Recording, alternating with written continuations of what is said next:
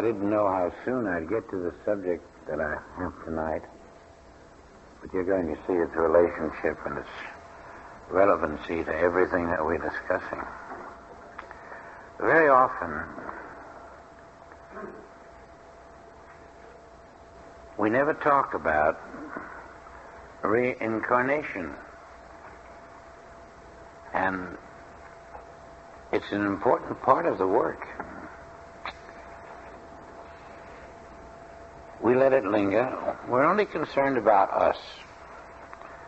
Maybe your mother goes and you say goodbye to her, but you never think that she's coming back. How will I keep my eyes open for her? And what about my little brother? You mourn. The family has a terrific readjustment to make when he goes. And these little things that happen in our life that are so big to us, we're all upset. One person goes and 5 people have to make changes. We never associate anything divine to that. We wish that he or she was still with us. It never occurs to us that this is part of a divine plan. Perhaps if we knew it as a divine plan, we would see it differently and feel it differently and see the purpose behind some of it.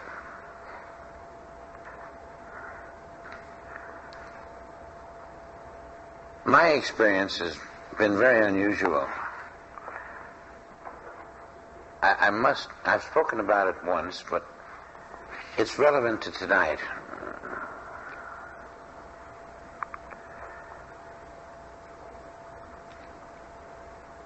You never expect to be reunited with someone who was close to you, who disappeared. When it happens, you're kind of puzzled yourself. And that's what happened to me. But it didn't just happen. Something else happened. And I think it illustrates a point that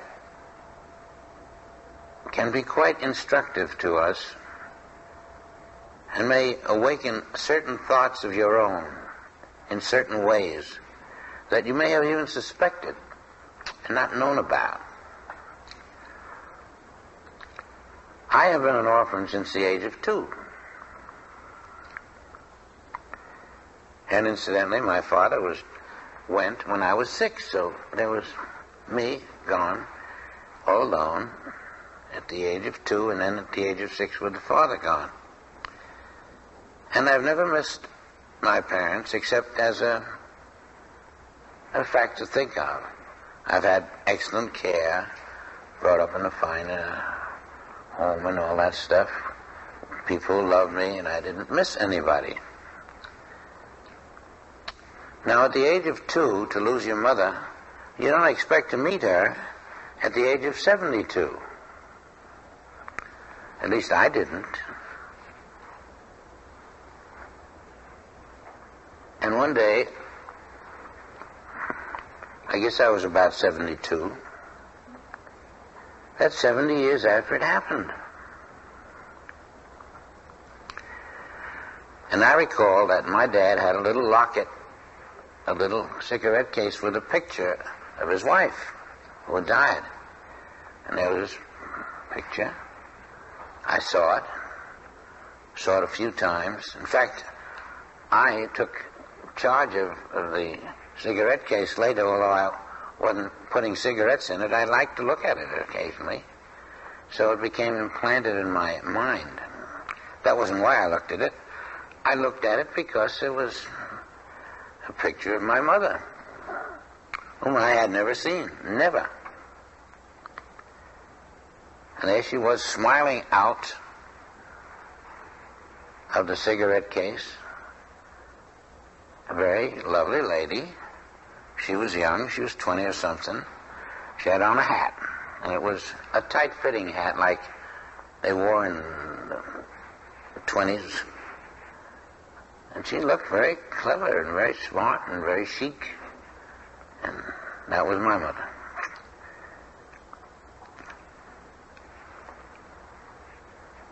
She herself today doesn't even know that she was a book buyer at Gimbel's. And she had all the good books. She had Shakespeare and Oliver Wendell Holmes, Kipling, so on. I mean, I had a bookcase of the books that she had, which she didn't know she had. So this is the picture. Until one day. And I meet this woman now in her 30s. Young enough to be my granddaughter.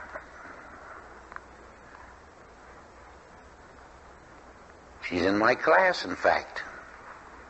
And I say to her, she says to me, hello, hello. Just, that's all. We passed a little chit-chat. Suddenly, in the back of her, and she doesn't know it, in the back of her, sort of in the sky, in the ceiling of the room, this picture comes to my mind. This picture that was on my father's cigarette case. And it just stays there in this hovering. And I see it, I see it, I see it, I can't not see it. And I look at this woman, I get a suspicion. I don't tell anybody about it because I think I'm crazy.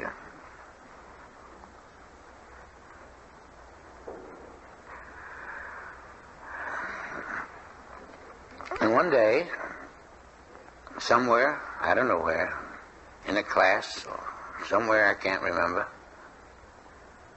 a voice behind me is talking to me, and it's this woman, and she's saying, out of nowhere, I'm your mother. And I don't even look at it when I hear that. It just puzzles me. Now, I tell you this story because you wonder what Spirit had in mind. The woman wasn't being brought back to tell me she's my mother. She was brought back to join something that is very important, something in which I'm involved, and to either lend her efforts to it, some way with a dovetail. At this late stage. And I think it's one of the miracles that I have to face. Although I take it slow, we have done work together now. And the work we have done has been quite unusual. And I see why, from my point of view, she was brought back. I see from her point of view, not as clearly, but I see from my point of view how my work wouldn't be the same.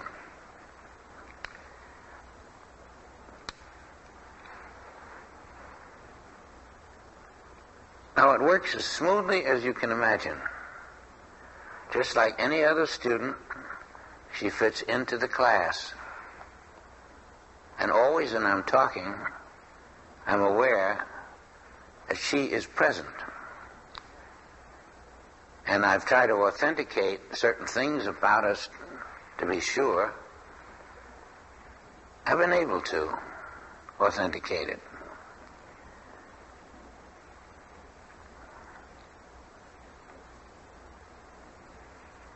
This woman came to Florida.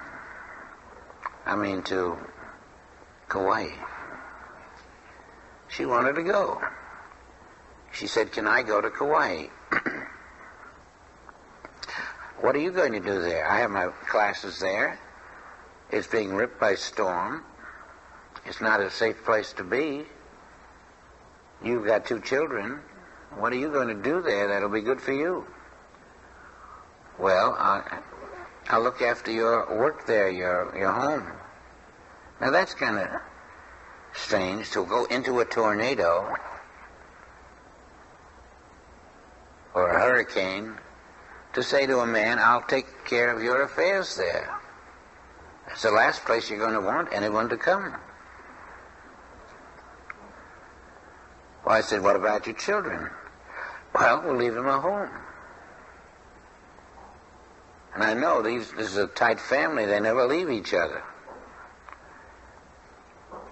You would leave your children and go there to fix my business transactions? Yeah, I want to do that.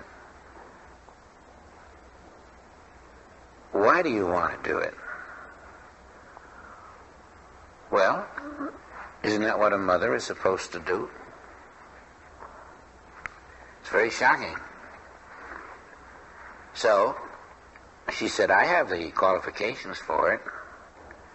And she came to Hawaii, fixed my affairs. Now, while we were there, things happened of a spiritual nature.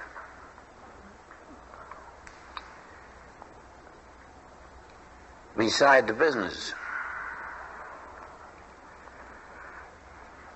To think of a little girl, or I did think of her as a little girl,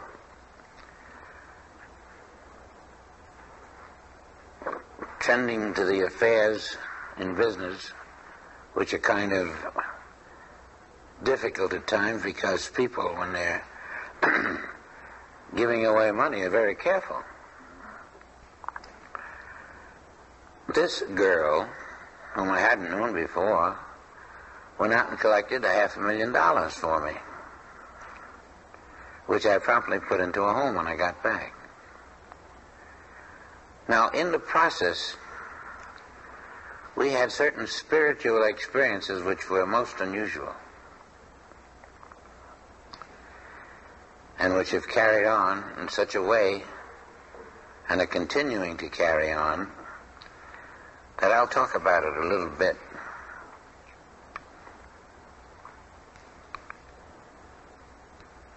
It turned out that this young lady was capable of healing work. And you don't bump into people who are capable of healing work. You have to teach them. Well, whatever she learned, she didn't learn from me. She learned it by herself and has been able to do good healing work. So that now we have our regular healers, several of them, plus this lady. I said to her, would you be willing to share your experiences? And she said, well, I don't really like to, because it's got to be done in such a way that, I'm not talking about spirit as if I'm talking about anything in the world. I have to be very careful. First of all, what I say, who I say it to. And so I persuaded her to say it, even though she has to be careful about it and say only those things that she feels she should say.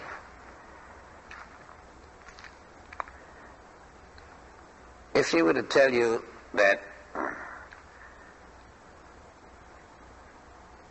she had been my mother, I would never have accepted it unless I had had this photograph, and unless I had heard her speak, unless I had heard her mannerisms, unless I found myself thinking the same way she was thinking about certain things.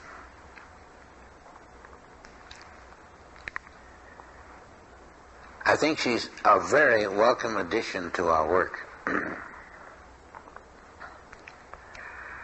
And later I'm going to ask her if she'll say a few words.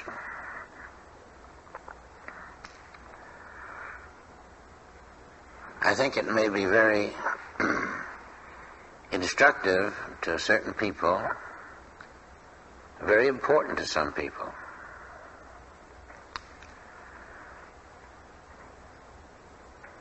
She has, since being here,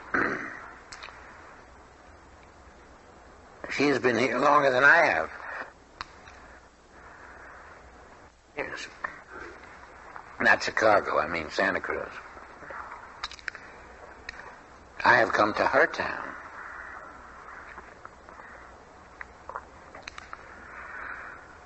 The healing work she does is not the usual kind.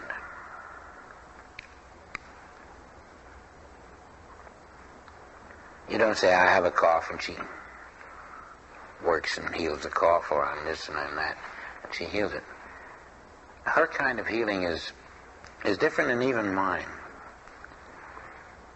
And it's a very deep conversion of some type in her. What impressed me was I said to her, will you put down what you think about healing? She wrote these. I read one line, and I stopped. I was mystified. That line was the secret of what I do in healing. One line. I'll read it to you. I listen beyond death.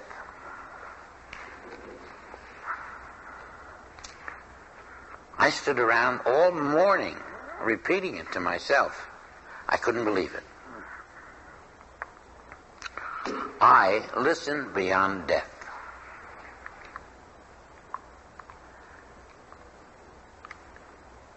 Do you see what that is? Do you see how that fits exactly what these two women did in the Bible for the Immaculate Incarnation? The Immaculate Birth.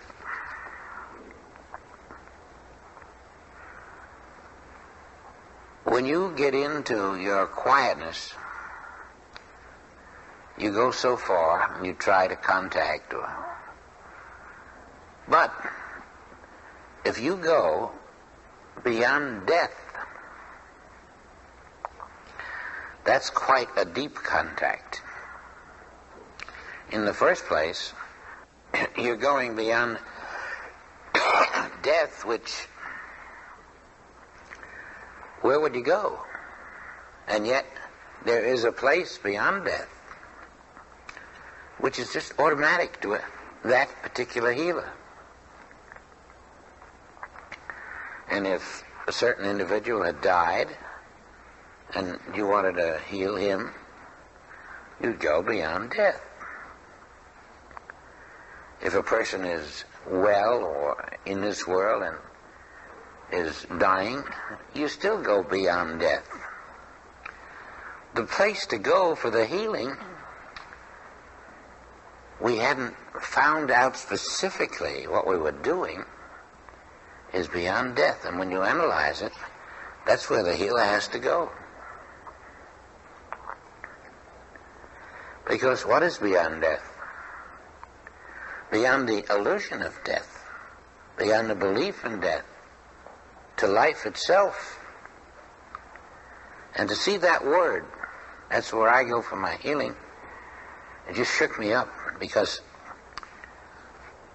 I said to myself, who realizes that? Who in the world realizes that? I had just come through some healing that I had done, and that's where I had been. I didn't know I was beyond death. I didn't phrase it that way. But I had got out of this false life, and I really was there, but that isn't how I phrased it. And yet that's how you must think of it. So I go beyond death.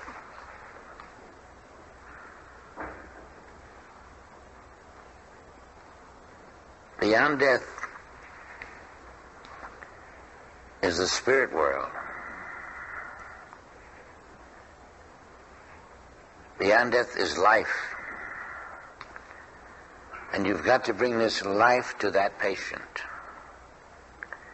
I'd like you to look at yourself or someone you're trying to work with and see them. To see them in such a way that what you see in your consciousness is not the person who's stumbling around or says it's hurting here, it's hurting there. You're going beyond incarnation. You're going back to source, where life is. And you contact life there. And it translates to a healing for this person walking the earth. You'll find if you've been involved with healing, and you probably are, and you're probably a little stuck sometimes, you try putting your consciousness beyond death.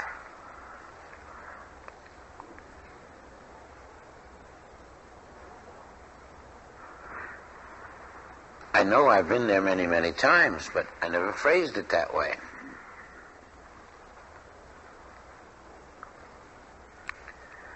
And if anyone is in the healing business, all your healings happen beyond death. And here I find it in this little summary that this lady brought to me. I'm amazed still, because it means so much, and says it in the quickest possible way.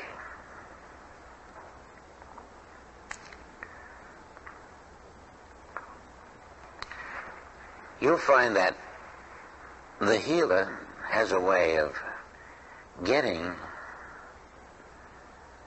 something from the invisible that brings about the healing. And as you try to figure it out,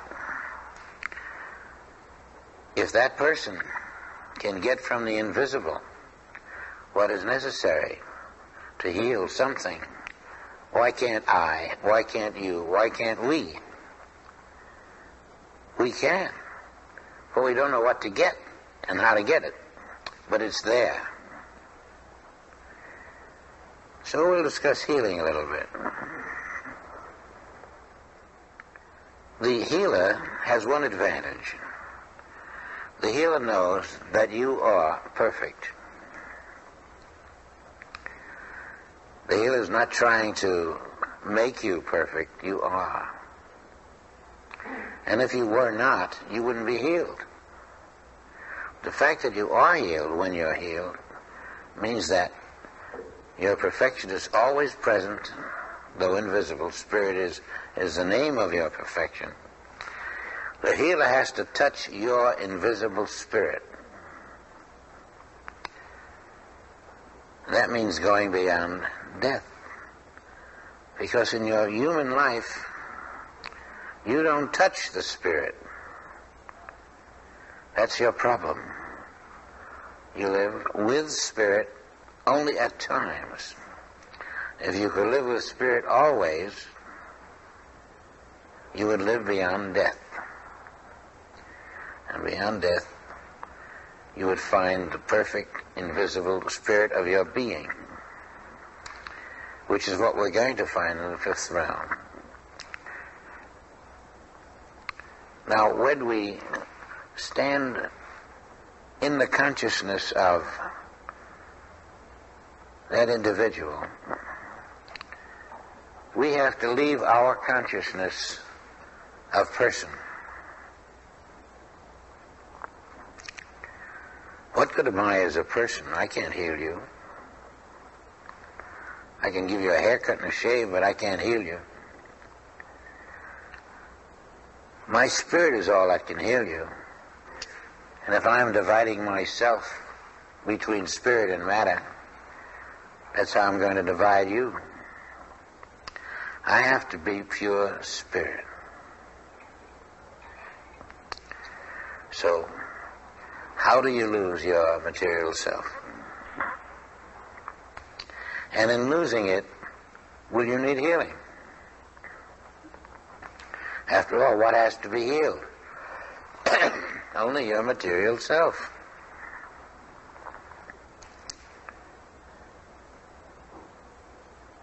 So then, the way to heal is to first Divorce yourself from this world.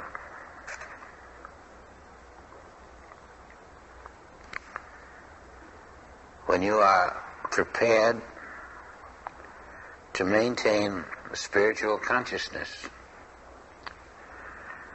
so let nothing enter in, then you can turn and offer your healing service to the individual who has not yet done that.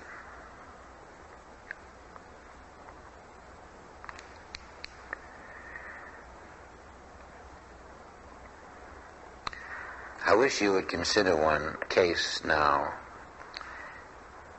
Maybe it's your own, in which something is missing and you can't locate it. You wonder, where is my healing and why don't I get it? And I'm going to tell you right now that you don't get it yet because you're still in the material world. You may be studying spirit, but you haven't given yourself totally to it. I have never healed a spiritual person. They don't need it. The spiritual person is spiritually perfect. The only healing you do, or anyone can do, is of a material self. And our function is to lift ourselves from the material self into the spiritual. Anyone here who needs a healing needs a material healing.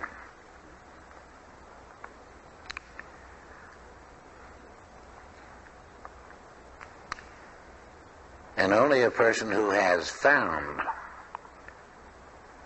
the power of spirit can really bring about the perfect healing of your problem.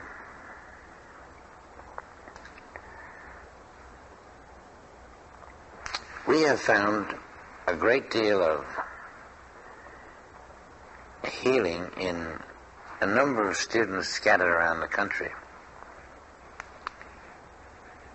I think one of the least appreciated and one of the best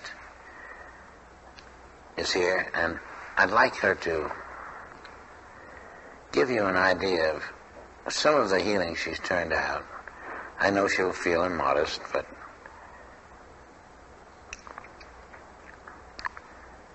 I find that in many cases she's done the work that more experienced hands couldn't handle. Not that she hasn't got the experience, but I don't know how long she's been healing, maybe 15, 20 years, maybe 25, I don't know, she can tell us. But you've all spoken to her, Doris, and Doris doesn't say much about being a healer, but she's done some phenomenal work. And I'm thinking of some cases that I know about. I probably know about most of them, but my memory is not what it used to be. And I know about several that are, well, now you take an AIDS patient. This doesn't happen usually. An AIDS patient recovers.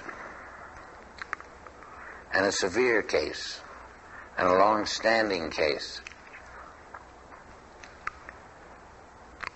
I don't even know if Doris likes to talk about it, but I've asked her if she would, and she finally consented. And I'd like her now to tell us a little bit about what she has done in the healing work, and then tell you what you can do to improve your capacity to be healed, and maybe your healing capacity to heal others. Would you do that, Doris? Would you let us have some of the exciting things that you have done?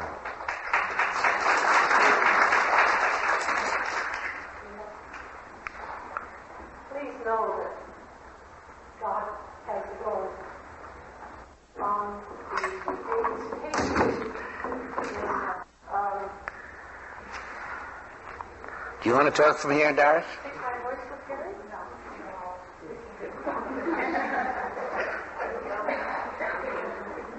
You don't say no to this fella. Or that one either.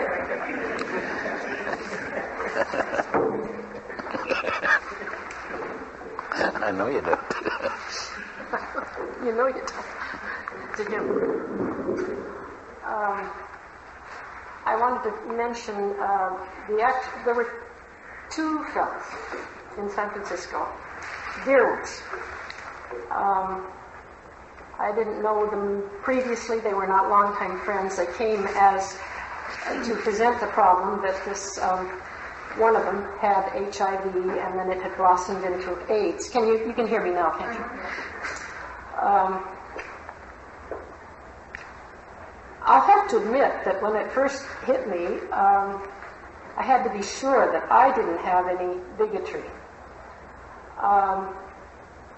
The churches, have all this blaming going on for this particular disease. I had to get completely away from anything of that kind and just accept the pure spiritual individuality, identity of both of them, actually.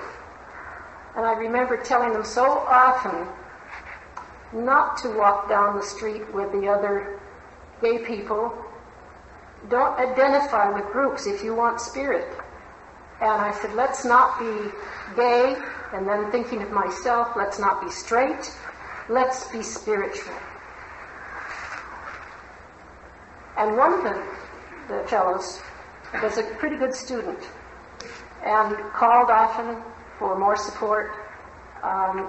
As a result, the HIV patient was lifted out of 5 times. I hope I'm pronouncing this right, the pneumocystiosis, the lung thing that they usually die with once they've had it. There became a detached retina, and the body, instead of losing weight, the body gained weight, and they decided it was well enough to fix the detached retina with a laser, which they did. The kidneys began to fail at one time, and they decided, well, this individual had had this disease so many years, and the doctors figured if you've had it that many years, you're going to go anyway. So they didn't flush the kidneys. They didn't try to do anything about that in the hospital. And the partner called me, and he said, this is what the problem is. And I said, well, let's work together. And the kidneys began to work again. The doctors kept saying to the patient, whatever you've got going for you, be sure it keep in contact with it, because it's wonderful. We can't do for you what is being done for you. And this went on for a long time, and I'll make that very short. Eventually, that individual did pass on, but not with AIDS, but with a disease that his father had died of. He knew that full well, and I was the last one to talk with him in the hospital, and he said, I'm really afraid of God because I'm gay. Now, we had worked for 2.5 years speaking about God, trying to encourage him to read or to listen to tapes. He would do it a little bit. Oh, yes, he believed in God, and he even had some spiritual experiences. But that innate fear there, we never heard from. Not even his own mother knew this, and they were very close. Okay, so here's the partner. Been with this individual for more than 8 years. Never taken the test for HIV. Just refused it. And it was about a year after the partner passed on that he had a small infection that was not clearing up. And the doctor said, it's time. We've got to have this test for HIV. And so that one phoned me and said, we're going to do this. We have to look at this thing. And he said, I want your help. Now, this is a pretty good student, not necessarily in an infinite way, but of spiritual matters and the trust in God. Again, we went to the spiritual identity and the impossibility of there being anything wrong in God's kingdom. I like to know that patients have never gone through that so-called Adamic fall, but they're always in the kingdom of heaven. That's where I see them, and under the laws of God, under no other laws. And The doctor, we found out later, was absolutely sure this individual had HIV. And they took the test, and he had none. And I was very grateful for that one. And he has a whole new life.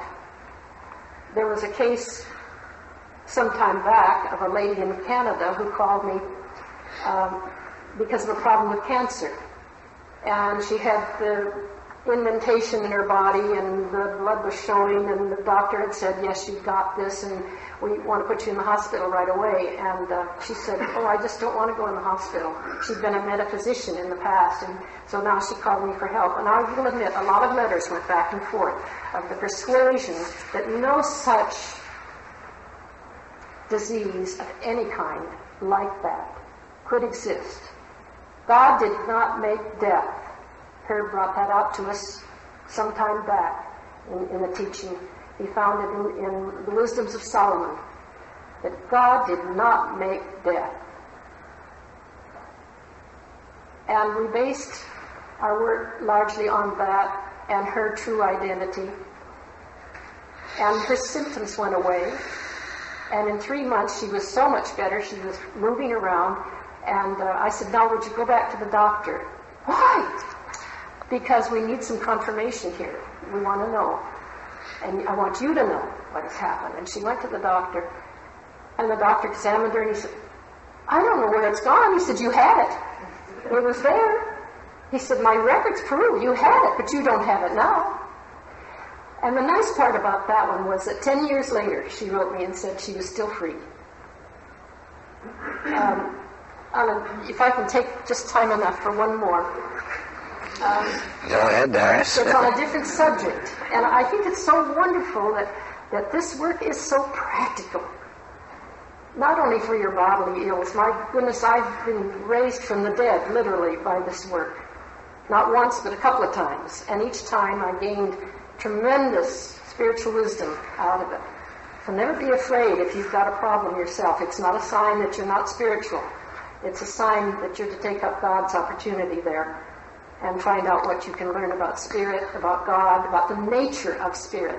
And that's what we used in this case, where a young lady had been a hotel manager, big hotels, like the Hilton and so on.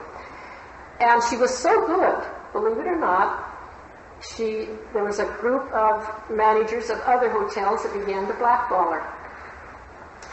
And they didn't want to have to compete against her success. And pretty soon she was out of a job and couldn't get another one. They wouldn't even look at her.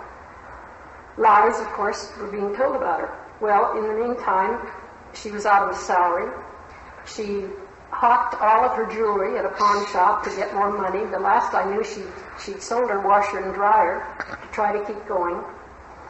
And she was at the point, really, of having to take bankruptcy. And she was going to another city in order to do this, hoping that this board of directors for which she wanted a job from, that's not said very well, but would not know about this. Well, sure enough, the bankers did hear about it, even if it was in another city. And they said to her, you're going to be handling a lot of money, and we think it's proper that you tell the board what you're doing about bankruptcy. Well, it infuriated her in the first place. And she called me, and she said, I don't want to just get up there and tell them everything. And I happened to be in a real good spot spiritually. I was in just a real high realization. And all I could say to her was, Spirit doesn't do that. And she was very quick to grasp all of that. She'd had some spiritual background. And she just accepted it wholly. In 2 hours, 2 people called her and said, there's something wrong. Why don't you come and tell us? Well, she'd only known them 2 months. And we want you to come over. No, she didn't want to come over. No, you must come over. You must tell us what's wrong. So she went over and told them.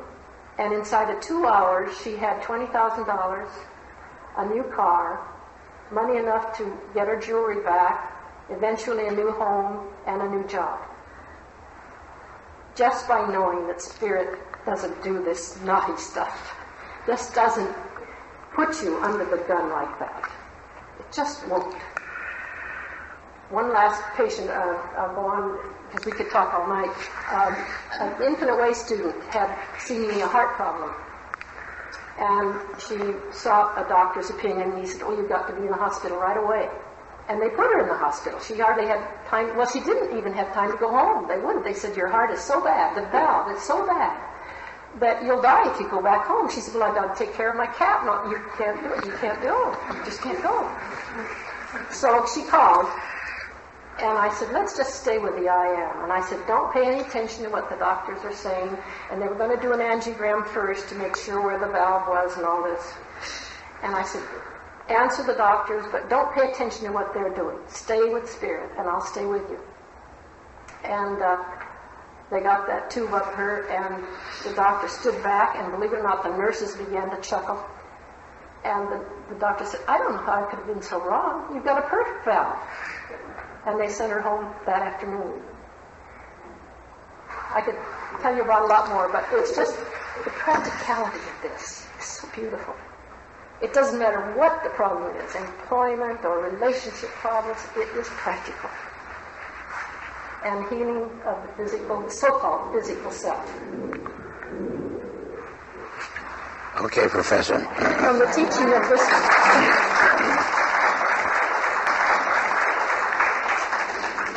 I knew that Doris would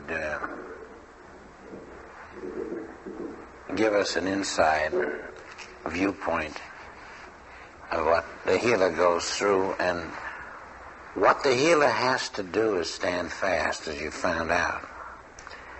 The healer can never admit that there's anything to heal.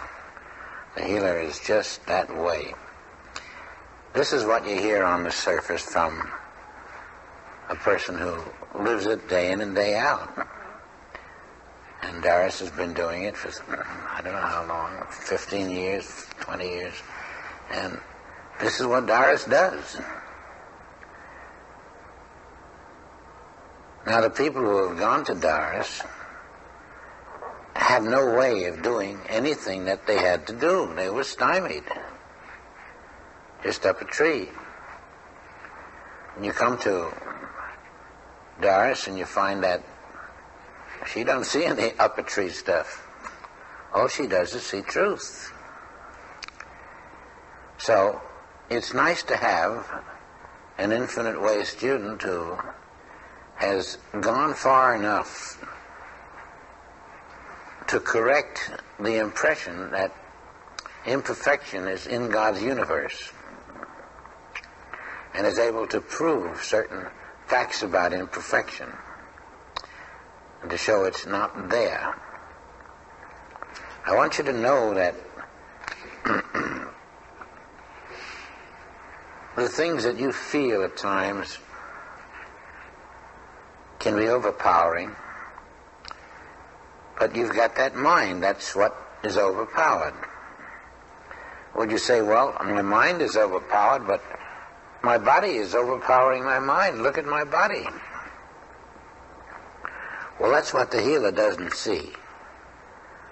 The healer does not accept your body because you don't have one, but you insist that you do.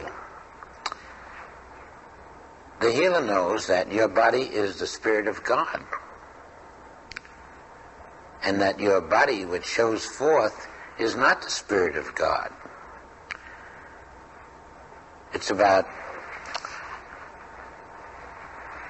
2 illusions away from the truth. And the healer sees through these illusions just by knowing they exist, and can get right to the function of what you must be in a way that brings about healing. Now, Jesus never missed a healing. And his secret was very simple. He was in God's universe, and God's universe is perfect. People he saw didn't know they were in God's universe. They all thought they were in the world. And the world does not exist. It's built out of our overlapping mental attitudes. It isn't here. We're in the kingdom of God every day. And the kingdom of God always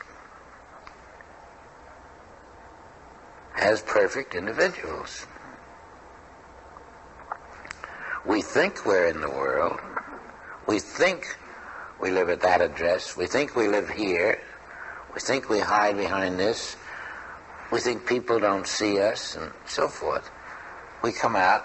We don't know how the truth of us doesn't resemble what we show forth.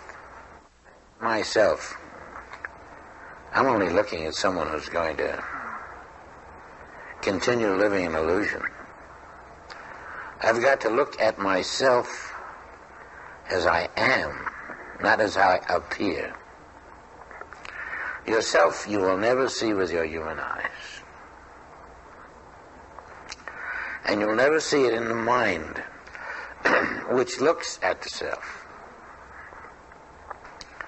You've got to go beyond death to see yourself. You've got to find a way to get beyond death.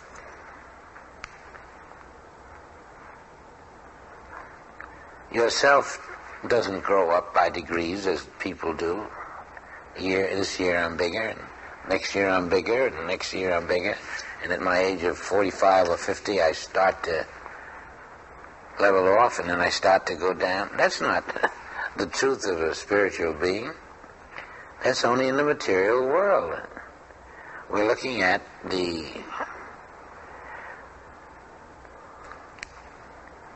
full sense of self, which does all that. We know all the charts that the doctors give us are about the human beings. God didn't make any. Do you see how completely different our life has to be than what it appears to be?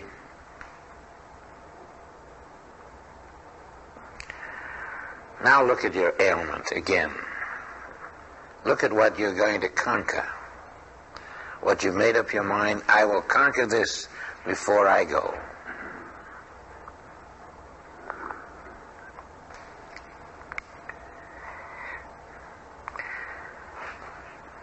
And now let's go beyond that.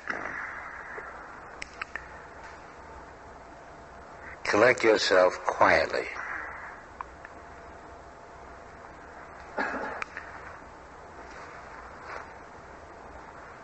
Don't stop at that physical barrier and consider you've got to do something about it.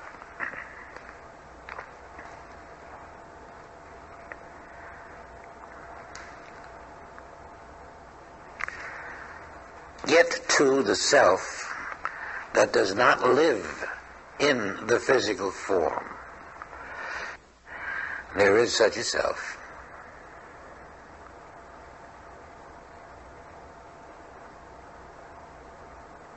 There is a way of getting to feel the purity of being.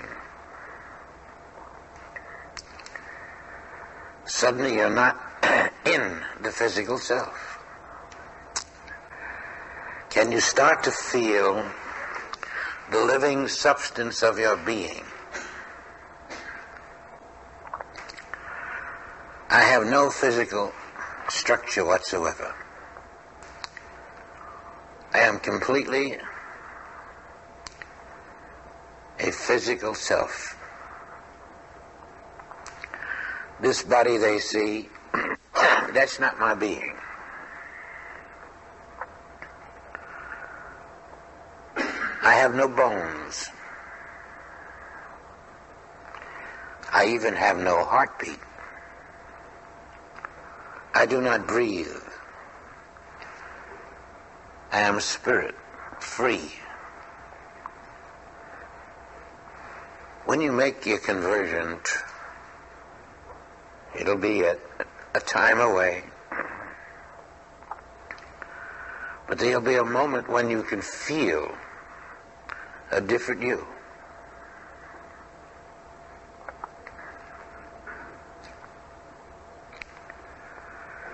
And that different you isn't sitting here.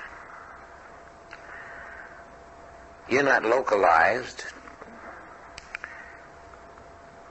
When you feel that there's something of you that isn't here, it extends somewhere beyond. You're really infinite, but we're getting there.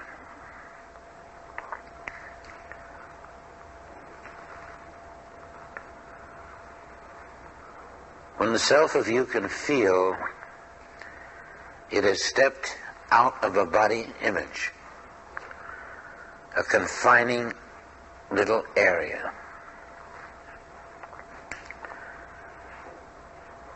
And when it can say, I'm no longer in that image, I have released it. I'm beginning to feel a new freedom. A freedom that I can't imagine what it's like, because somehow I don't feel I'm in the body. I don't know where this freedom goes. There's an area here that isn't tied down. It isn't on the earth. It isn't in the sky. It's just me everywhere. There's an everywhere me. Then you're beginning to feel the spiritual reality of your being.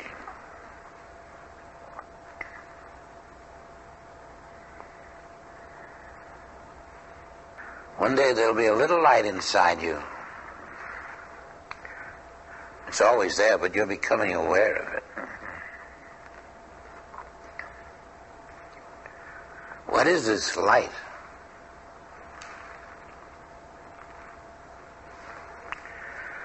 You can feel that if you're a child of 8. I feel the light, Mommy.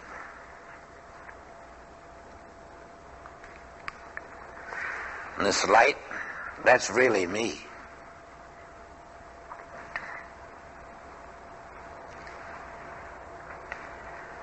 It starts to free you.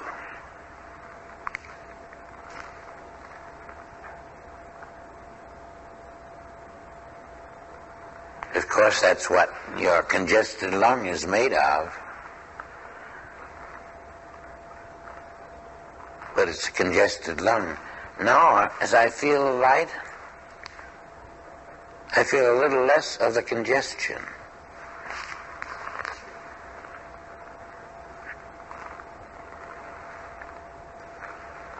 And sometimes you won't even know there's a congestion. The light will shine right through. Oh, it's an invisible light, I know. But to those who have the capacity, they see this invisible light. Suddenly, you become aware that the invisible light is who you are. Not just a little square inch or a square yard. The light has no ending. It has no beginning. Light is everywhere, and you are everywhere. When you begin to feel things of this nature, there's something happening that heals. The tired flesh feels the invigorating presence of the invisible light that you now feel. Things that are wrong tend to become slowly right. In one day, you can lose 10 years.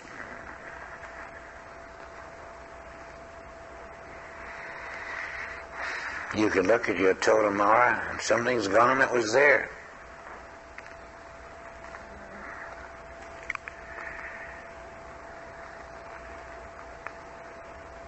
The light is a healer because it is the truth of you. Light is who you are. And light is as perfect as the God who shines through you.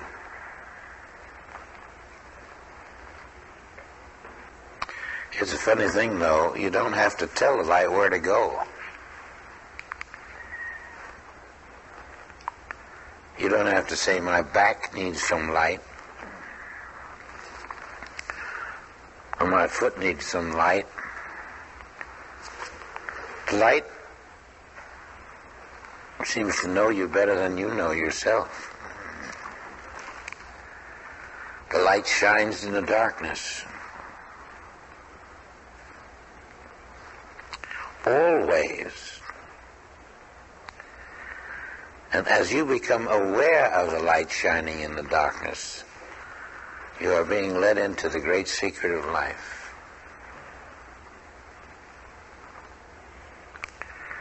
The light of God is omnipresent. Even if you thought you were dying, the light of God is right there. It's your awareness of it that releases the power of it.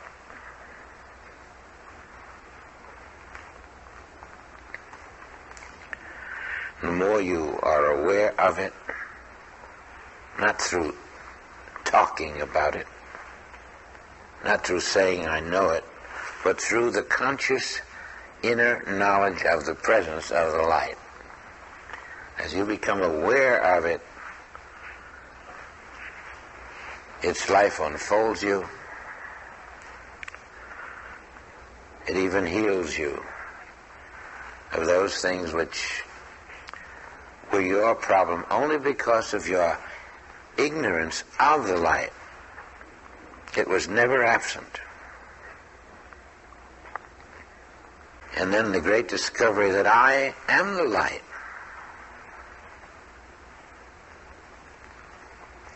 All the years that I had been the light, unaware.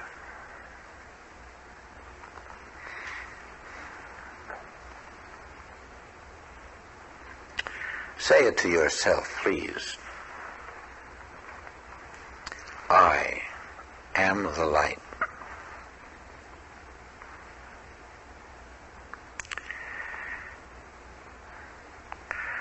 You don't have to go anywhere to find it.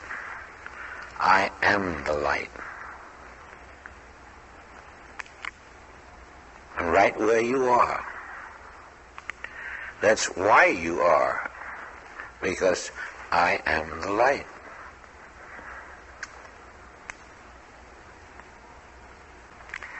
We want to develop our understanding of truth so that we are always self-sustaining.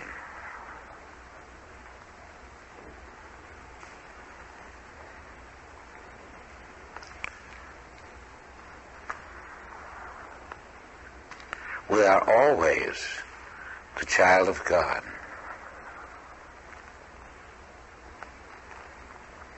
We always have a full, complete spectrum of God's abilities at our service.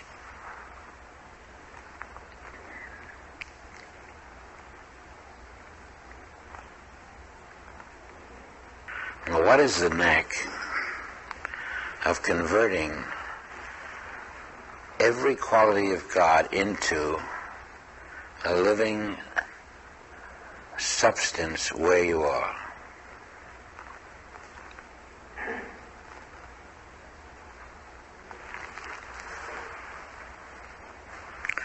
One is accepting that God is your being in the full, and that now is God. Now where I stand is God. God won't appear there because you make a statement.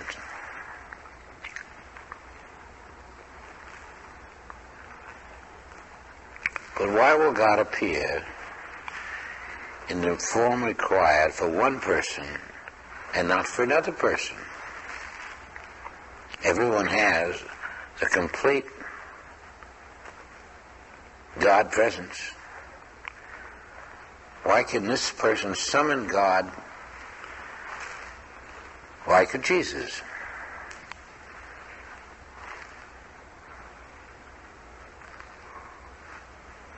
Why couldn't Nicodemus? We all have the same qualities. You don't have one quality less than Jesus had. Did you know that?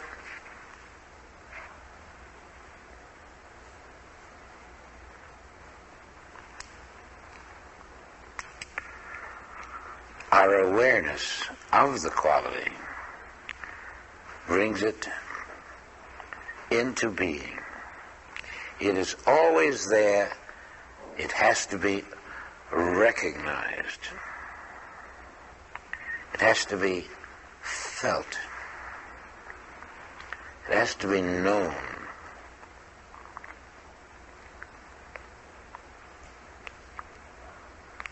And that's what our training is about, to develop the qualities of God which are in us. If you haven't developed your qualities, say to someone who has, tell me about this. How do I do it? What do you do? I want to develop that quality. Because there's nothing missing. All that is missing is our awareness of what is.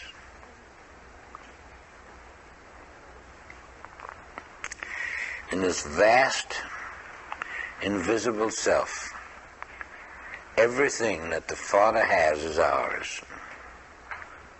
Nothing lacking.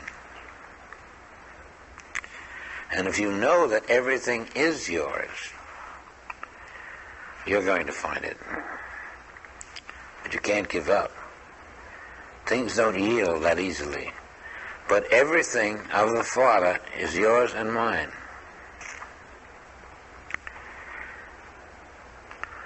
And we maybe go out chasing what people say we haven't got.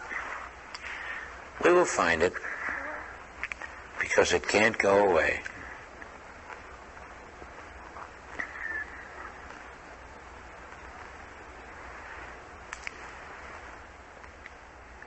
One of the bigger problems is the identification of the problem.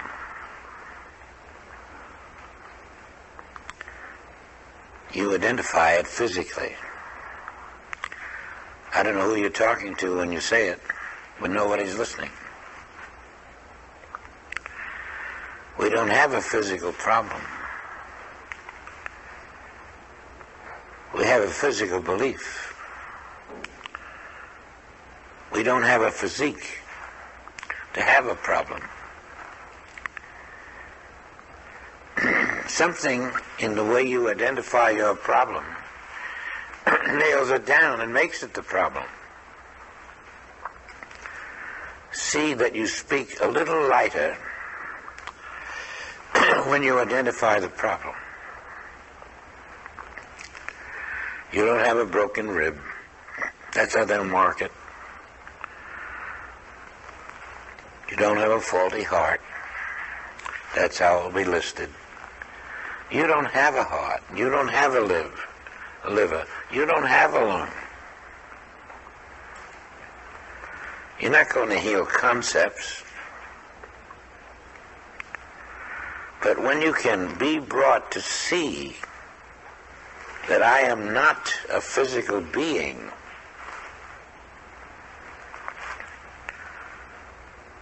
I am spirit, you will find that most of the physical ailments cannot attack. They're only attacking your belief.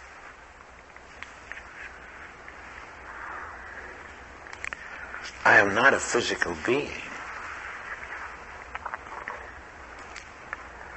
I'm not telling that to my doctor. I'm not telling that to any of the medical men who are taking care of my body.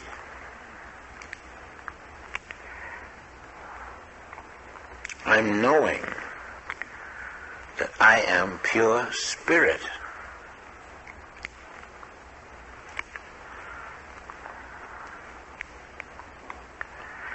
Can you know that?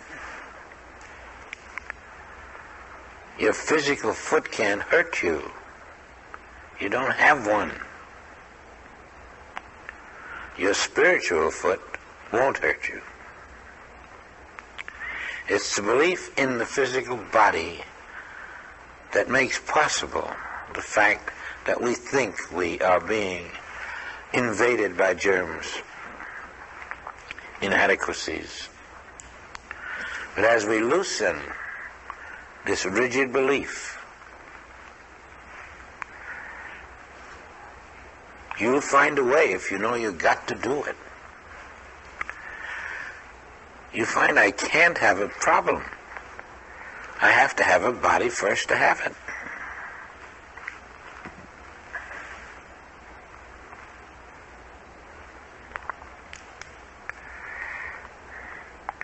Now it's very radical to tell a person you don't have a body.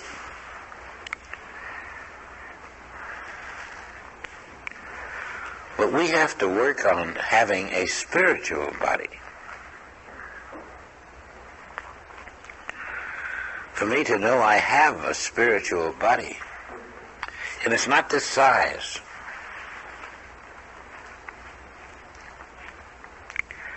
It's universal.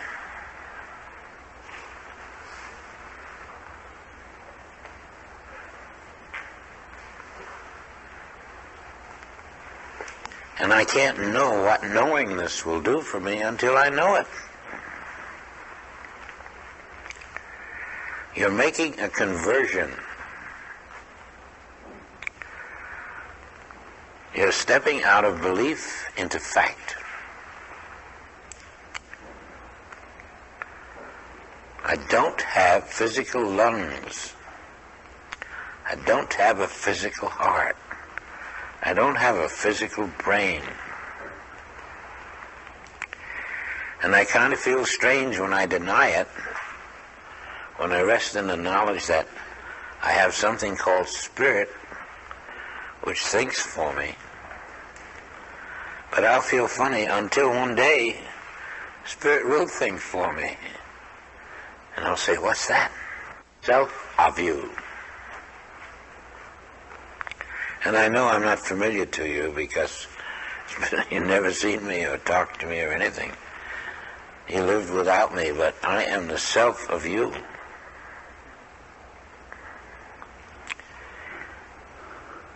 And as you open up a little and let me in, let me talk to you.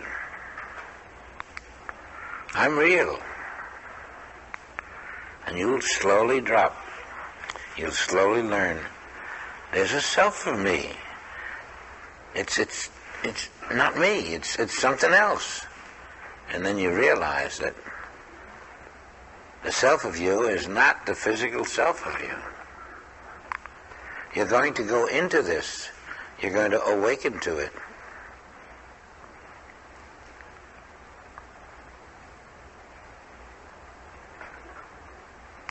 This is the awakening. When spirit talks to you, just a word perhaps, just a thought, the first awakening of the spirit presence making itself known to an individual is exciting. Someone else lives here. I have lived here for a long time, but someone else lives here.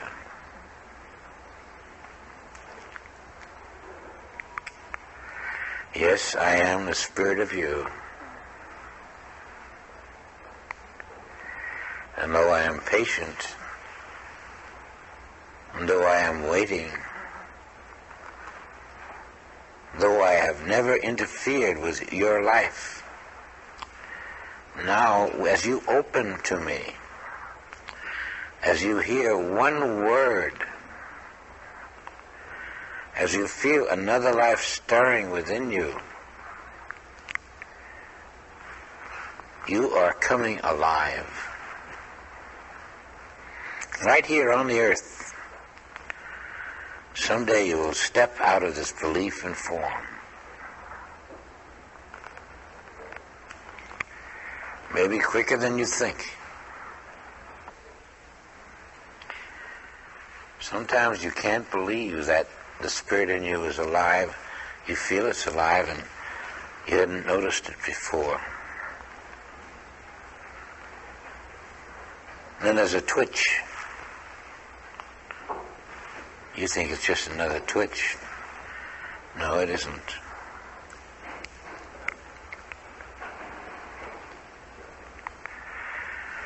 It feels funny talking to a presence within you, because the presence isn't within you. There's an aliveness. Suddenly something is alive beyond you.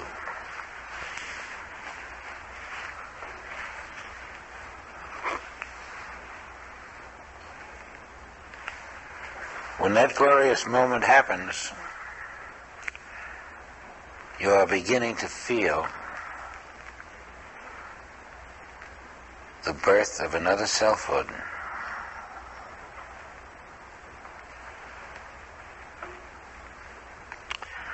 A selfhood that will shuffle off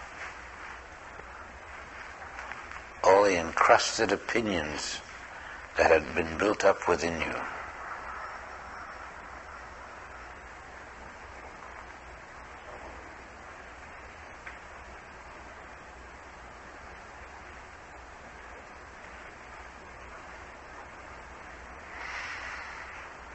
You won't hear it at first. It's speaking to you. It's saying, I am the spirit of you. You feel the words forming.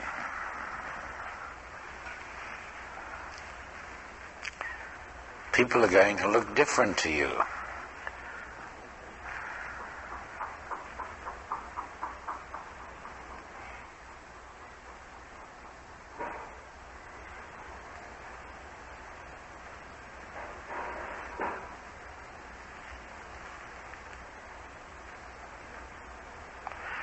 Please listen for this. Expect it. It's a new life, a new birth.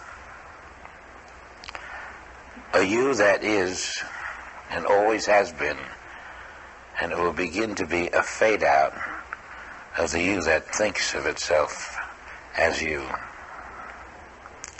It's a slight changeover that develops into a larger changeover, until there's a spiritual you walking the earth.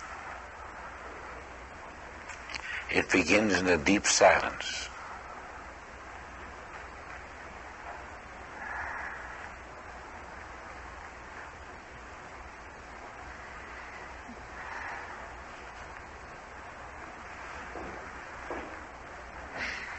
I think we ought to pause now and look into more that we have a little later.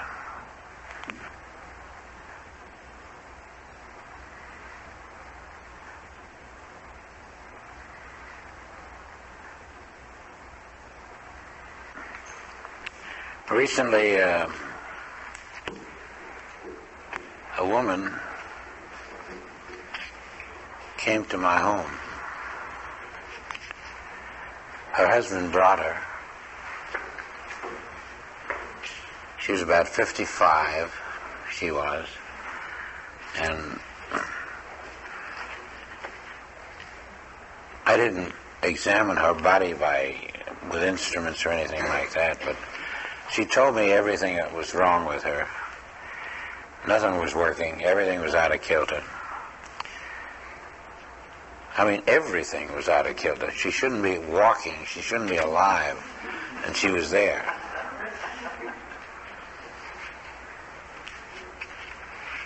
And we had an unusual experience with her. But I'd like someone else to tell you about it, because I think she had more of an understanding of what happened, and she had the experience of what happened. Anyway, Cheryl, I'd like you to talk if you're here. Okay.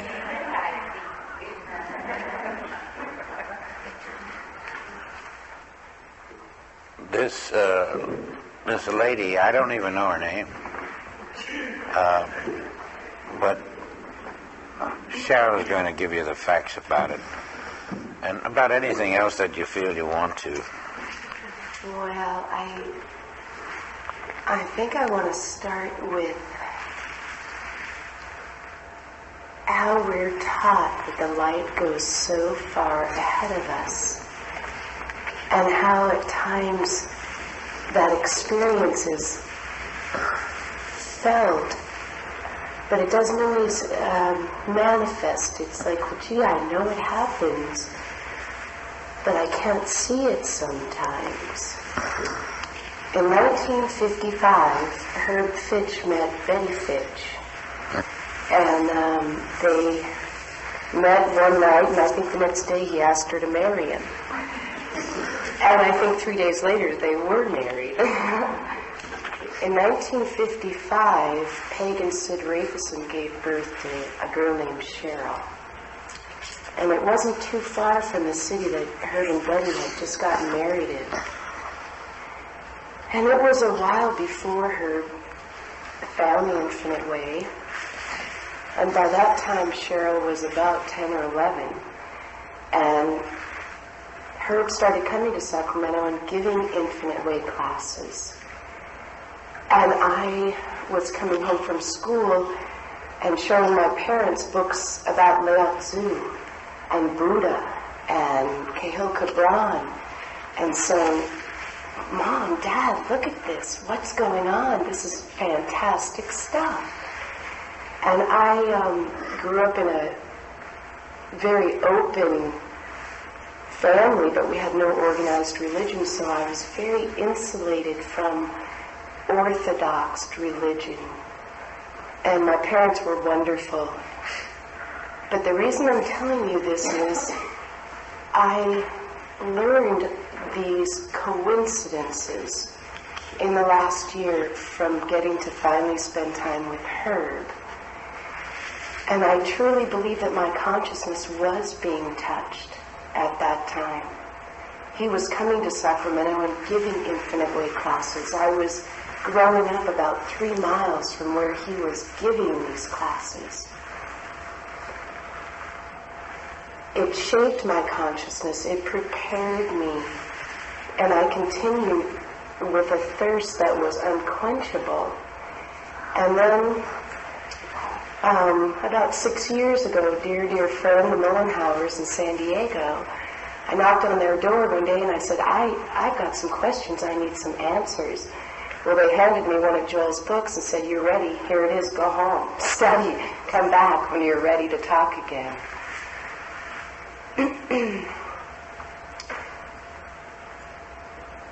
When I went to Kauai, I had a plane ticket a month before. I knew Herb had some changes going to come into his life, and I said, why don't you let me come study for 2 weeks and just settle in with you a little bit? He said, that sounds great. I'll meet you after St. Petersburg. Well, neither of us knew that there would be a hurricane and that there would be such dramatic changes coming in both of our lives. But there was a hurricane, and Herb called me from St. Petersburg, and he said, well, do you still want to come? And I said, of course I'm going to come. When I arrived in Kauai, the experiences that we had with the people that were trying to assist the Hawaiians was not a favorable, loving experience. And Spirit seems to take us where we're needed. And that experience was more likened to, I come not to bring peace, but a sword. I was in Kauai, I was seeing that somebody had to stand up and tell these insurance adjusters, you can't do this to people in such a vulnerable time. And with assistance and help and lots of meditation, I think we corrected some things there. And I think the Hawaiians were dealt with in a little better manner. From there, Herb and I have been brought together under the same roof and living in a spiritual household and learning things that neither of us knew we even needed to learn. And that brings me to the one healing Herb was going to have me explain to you. In San Diego, this woman came up to me and we had kind of an electric experience. There weren't words, there wasn't much exchange, but there was some kind of feeling.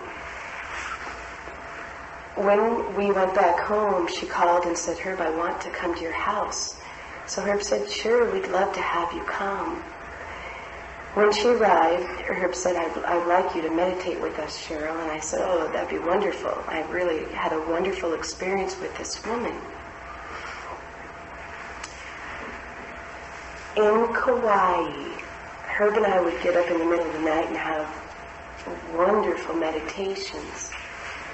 One night there were two light bodies that came as Herb and I sat on the couch holding hands, watching the electrical light storms, and these two light bodies danced and danced and danced all night. And even into the next morning, with my eyes open, in consciousness, they were still with me. Well, 8 months went by, and I hadn't had an experience with the two light bodies again. And if I could have produced an experience, I would have. But as you all know, in meditation, that isn't how it works. Well, this woman came from Arizona, and we sat down to meditate, and the next thing I knew, the two light bodies were there again. And they lifted her light body out of her form. Her light body was tattered and shorn and very frail, and it wouldn't have lifted if the assistance wasn't there. The two light bodies started to dance through her soul, and it was really a lovely, lovely experience. When we came out of meditation, I thought, I can't talk about this. So we smiled and said we all had a lovely meditation. And it was about 3 or 4 days before I went to Herb and said, "Herb, something really amazing happened. I want to tell you about it." Well, he thought that was really lovely, and we waited to hear from this woman. Well, it had to be about 4 months. And I was at my parents' house because my mom had just been diagnosed with a brain tumor. So I was at my mom and dad's, and I get a phone call, and it was Herb, and he said, "Cheryl, this woman just came to our home. She drove again from Arizona to tell me that she had had a really miraculous healing."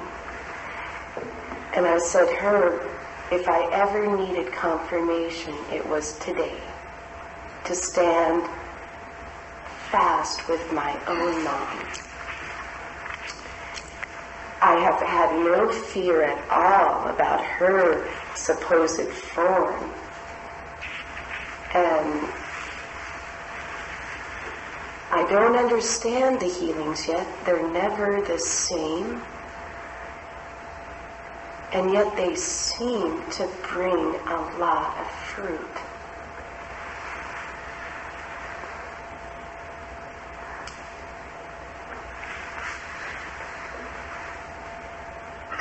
The one experience that I do feel like I really want to share with you is one that's supposedly didn't bring about a healing.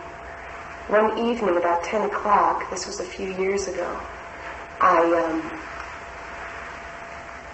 heard, you have to go down and have dinner go down and have dinner. So I thought, okay, I'll go down and have dinner. So I went to this local restaurant that I knew a friend of mine worked at. I hadn't seen him in a while. I went in and I said, Peter, how are you?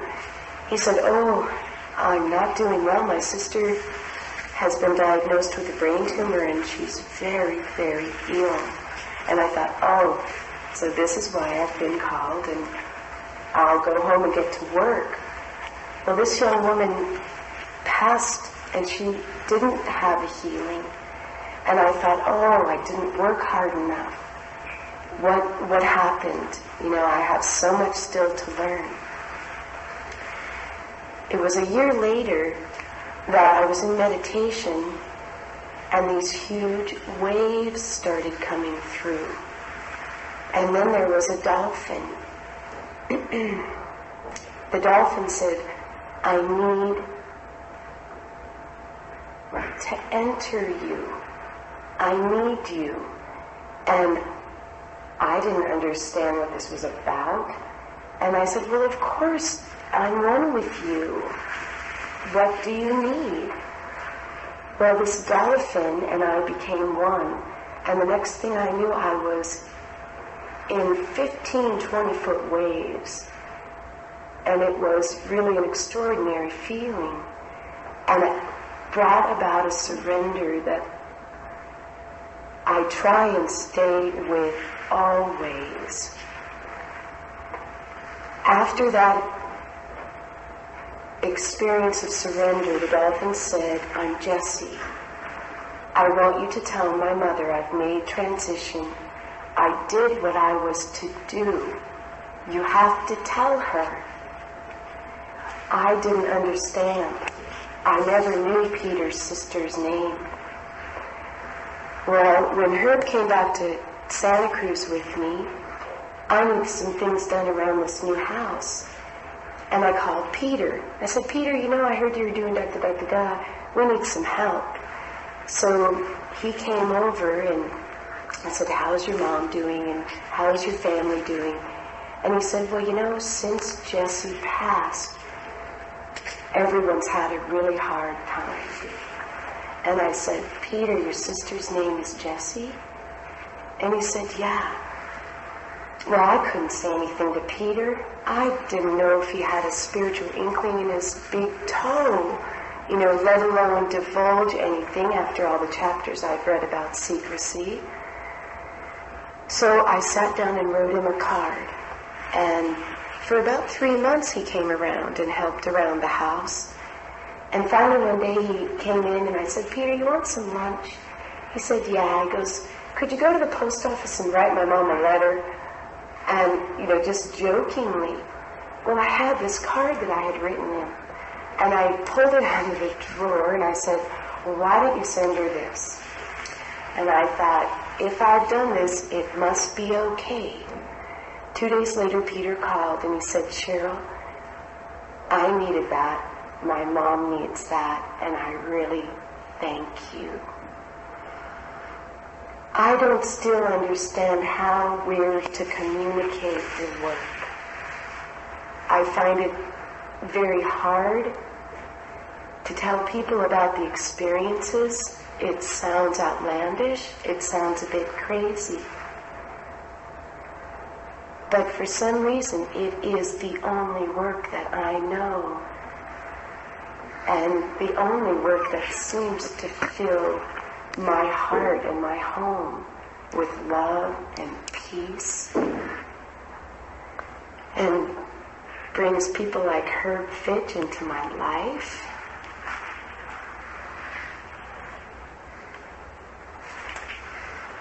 It's hard to talk about.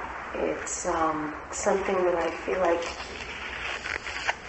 needs to be expressed in the right fertile soil. And I'm still learning how myself to do that. I'd like to read you something that might help a little bit. I listen beyond death into the life eternal. That is where we become one. I hear the voice of God, and human life is non-existent. To listen beyond death is an awareness. It frees us from mortal man. We may walk through concepts of death in the quiet. Then we realize the true order of reality. We are that which is permanent. To experience the substance is to know God aright. This is the transition of consciousness. The awareness is the permanent substance. The eternal love speaks through the silence and remains forever. That isn't about Cheryl, it isn't about Tom or Bob. It's about an infinite, invisible self that was never born and that will never, ever die.